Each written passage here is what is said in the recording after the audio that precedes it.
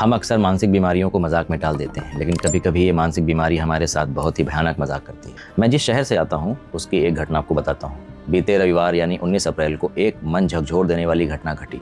खबरों के मुताबिक एक आदमी जो पेशे से मेडिकल रिप्रेजेंटेटिव बताया गया है, उसने अपनी 11 साल की 2 जुड़वा बेटियों को मार डाला और खुद ही 112 नंबर पे फ़ोन करके पुलिस को बुलाया। अखबारों से मिली खबरों के मुताबिक उसे अपनी बीवी पे शक था और उसने पूरे घर में सीसीटीवी कैमरे लगवाए थे ताकि वो सब पर हर समय नज़र रख सके। और वो अपनी बेटियों को अपने कमरे में रखता था जहाँ उसकी बीवी का जाना भी मना था।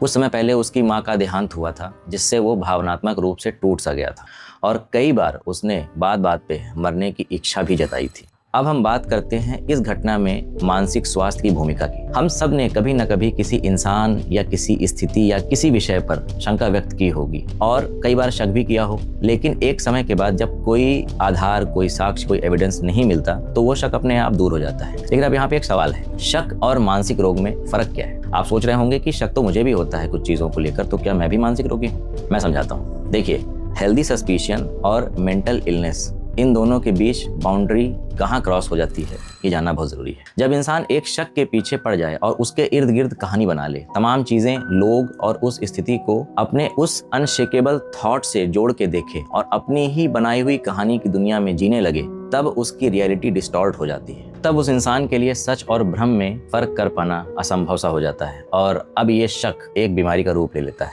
और फिर आता है next red flag, isolation, control, emotional instability और कई बार नशे का सेवन। इस घटना में ऐसा नहीं है कि उसकी बीवी ने ये तमाम चीजें नोटिस नहीं की होंगी, लेकिन कभी किसी से मदद ही नहीं मांगी। जब जानकारी नहीं रही होगी तो उसने कोई चिकित्सकीय परामर्श भी नहीं लिया होगा। अगर वो एक कदम बढ़ा के ऐसा करती तो शायद आज पूरा परिवार सही सलामत होता। इस घटना से हम सबको एक सबक लेना चाहिए कि अगर आपके परिवार या जानकारी में किसी के व्यवहार, गतिविधि, बोलचाल में परिवर्तन देखने को मिले तो उसे इग्नोर नहीं करना है। जितनी जल्दी हो सके उसे किसी मनोरोग विशेषज्ञ के पास ले जाएं और उसका विधिवत इलाज कराएं। याद रखें, जिंदगी हमें शायद दोबारा मौका ना दे, इसलिए पछताने से कहीं बेहतर है मानसिक रोग को समय रहते ठीक करना।